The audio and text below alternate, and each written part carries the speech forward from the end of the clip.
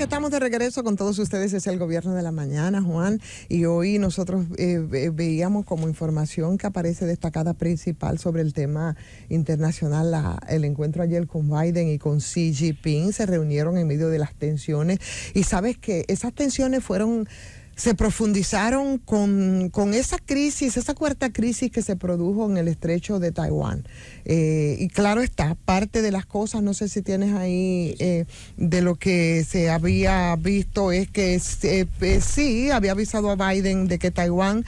cuya soberanía reclama China, es la primera línea roja que no se debe cruzar, y aseguró, decían ellos, y abro comillas, que esperaba que Estados Unidos haga honor a su promesa de no apoyar una eventual independencia de la isla. Recordamos la visita de Nancy Pelosi, que aumentó la percepción de que el riesgo de un conflicto grave en la presente década era cada vez mucho más alto, porque ustedes recuerdan, para un poco poner en contexto, cómo desoyó las advertencias de su propio entorno y por supuesto de las airadas críticas de China cuando Nancy Pelosi finalmente se salió con la suya y aterrizó en Taiwán.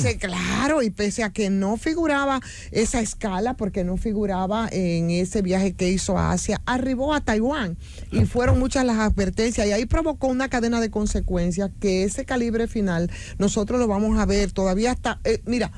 lo decíamos en ese momento, estaba por precisarse y vemos las consecuencias. Probablemente de ese episodio, decía, se iba a hablar como un episodio desencadenante, ¿no? De una crisis que en ese caso sería la gran cuarta crisis del estrecho de Taiwán, después de lo que pasó en el 54, sí, en el 58, en el 95 y en el 97, que marcó una especie de punto de inflexión significativo en esa dinámica de la cuestión de Taiwán, la más sensible de las relaciones entre China y entre Estados Unidos. Y en ese contexto, bueno, había que prepararse para una secuencia de iniciativas por parte de China que evidentemente iban a ir mucho más allá de todas esas maniobras militares que se habían anunciado con estos simulacros y todas estas cosas, esas sanciones que determinaban organizaciones o el impacto de algunos intercambios económicos con Taipei, que ya se fueron un poco desgranando desde la suspensión de las importaciones de ciertos productos a la exportación, por ejemplo, de arena natural, ¿no? Entonces, ahora, en ese encuentro del día de ayer, por supuesto, yo creo que es parte de las mismas consecuencias que devienen de esa temeridad, digo yo, por decirlo de alguna manera, de Estados Unidos a través de Nancy Pelosi. Y no había que perder de vista, por supuesto, como referencia a lo que ocurrió en Hong Kong, por ejemplo, en la crisis de 2019. Sobre este encuentro, Ivonne, sí, yo quiero añadir un dato. Paso contigo. Para un poco contextualizar el caso de Hong Kong, donde no se esperaban acciones militares directas de gran envergadura, sino más bien la adopción de medidas progresivas con un alcance político que reforzaran esa soberanía de facto sobre el territorio, en ese caso, que se estaba disputando. Entre ellas, pues, por supuesto, la ley de unificación, por ejemplo, completamente significativa, la ley de antisección probada por el Parlamento chino en el año de 2005, que más adelante, entonces, un calendario con medidas precisaba un encaje difícil de aceptación por terceros. Pero China es perfectamente consciente de que la visita de Pelosi, y vuelvo y repito, eso iba a tener consecuencias, y las tiene, y por eso esas tensiones de esa reunión a la que tú quieres hacer algunas acotaciones para seguir un poco viendo el tema, porque ahí sí es verdad que las cosas no se quedan en la nebulosa ni se olvidan, como ocurre, por ejemplo, en el patio, ¿no? Sí, en esa reunión que se dio en la isla de Bali, en Indonesia, hay que decir que se ve ya el cambio de la geopolítica mundial. Se ve que una China mucho más fortalecida, con un líder como Xi Jinping, que internamente tiene una fortaleza y una credibilidad entre sus ciudadanos, pero también una fortaleza en el Partido Comunista, que le ha dado un tercer mandato. Xi Jinping, señores, es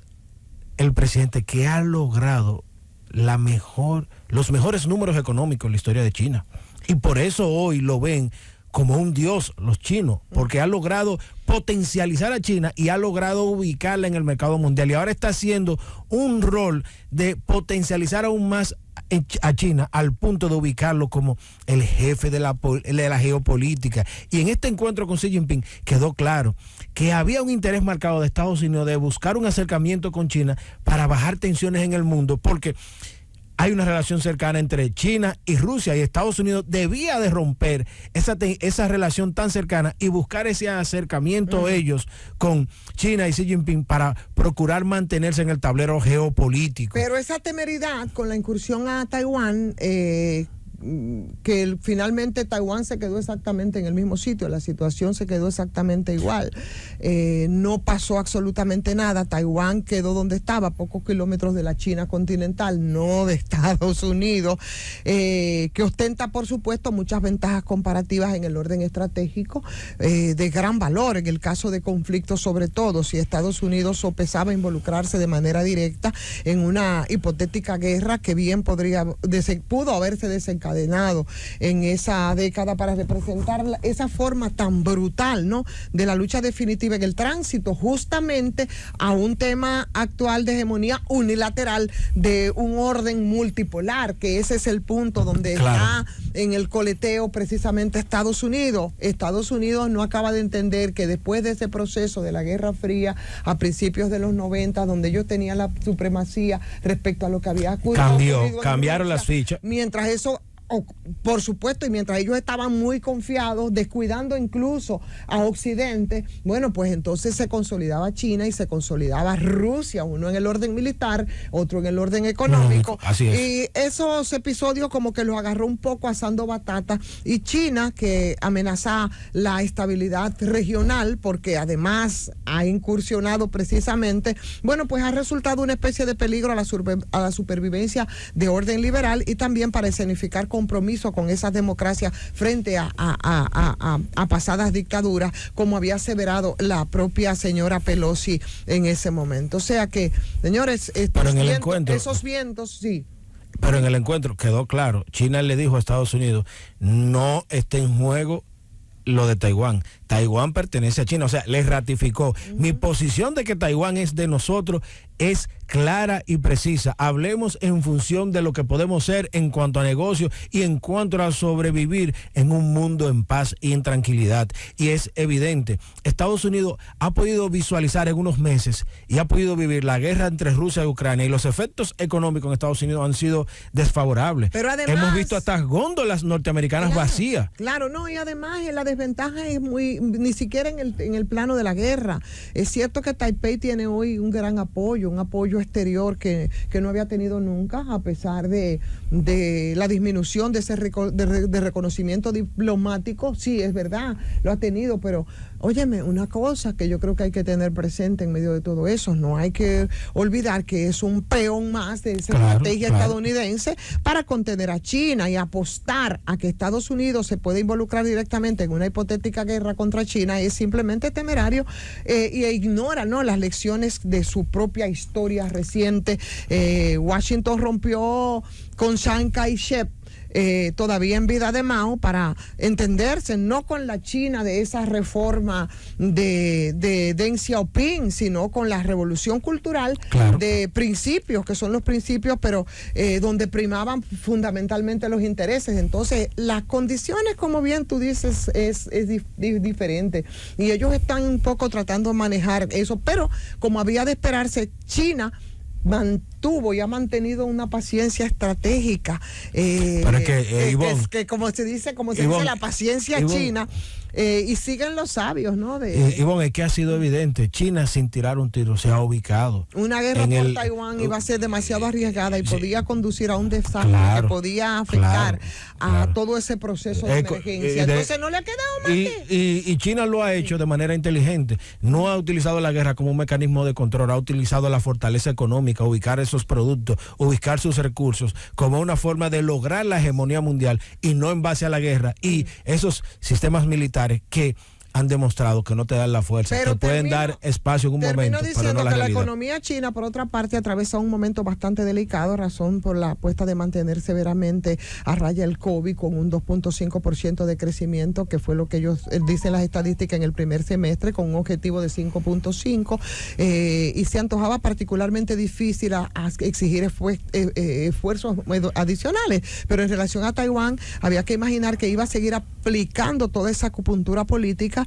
si cabe con una mayor precisión, para revertir las hegemonías actuales en la isla, muy dividida en torno al tema de la unificación y el uso excesivo de medidas militares que no ayudan en ese sentido y que probablemente será más operativo influir en ese comportamiento de esos sectores económicos que puedan pasar factura electoral al gobierno en China. O sea que